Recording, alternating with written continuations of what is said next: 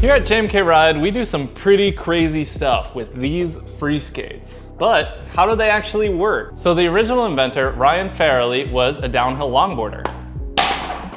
I don't have one of those, but I do have this, which is a skateboard and kind of works the same way. It has this truck here, which translates leaning on your toes or heels into rotation of the wheels like this. If you go too fast on a skateboard or a longboard, you get these things called speed wobbles that are resultant from the mechanism with the bushing here.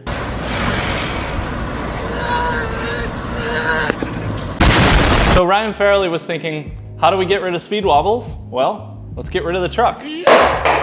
You may have seen this before. We actually made a whole YouTube video on this, which is basically an inline skateboard. This worked surprisingly well, but you can't turn something like this. You actually have to pick up the tail and pivot the nose in order to change what direction you're moving. So because he couldn't turn this thing, he decided to cut it in half.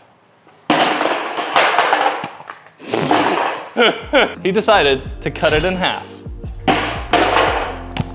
That's when free skates were invented. This beautiful invention combines all of the benefits of that inline skateboard along with the control and maneuverability of something more like rollerblades. But you're moving sideways, so you're able to carve and cruise kind of like on a longboard. But how do you actually balance and stay on top of your skates? Well, much like balancing a broom handle from the base, you have to turn left and right in order to keep your body on top of the free skates and to keep your balance. You don't need to bend your upper body, you don't need to swing your arms. All you need to do is move your base. So we know that you need to turn left and right in order to catch your upper body and stay balanced on the free skates. Let's say you're moving goofy. You actually need to angle your toes together, which is gonna cause your skates to form a little arc, and that will turn you left. Or if you're regular, toes together, turns you right.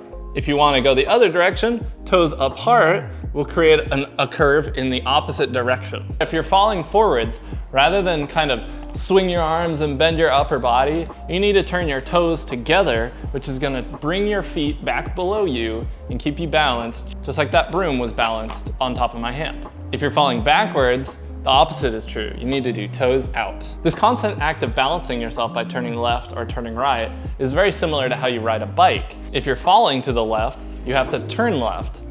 And if you're falling to the right, you have to turn right. That way you keep going straight.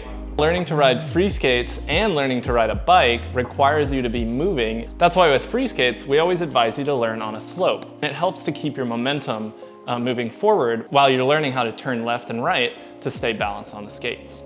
Interestingly enough, if you're not actually falling or turning left and right, and you do decide to point your toes together or apart while riding free skates, you'll notice that it actually separates your skates forward and backwards. This is how free skates propel themselves, and it also helps with a lot of stability related things like carving. So while doing this motion with your toes together or toes apart, you can either pull your legs more together or push your legs more apart. With correct timing, this will actually impose a force accelerating you in the direction of motion. The forces are balanced between your legs, kind of like a roller skater doing the bubble. So we call this motion pumping, and we've actually made a whole video tutorial about that. Definitely check that video out here. If you're learning to free skate from scratch, check this video out here. Leave a like, leave a comment, and roll with us.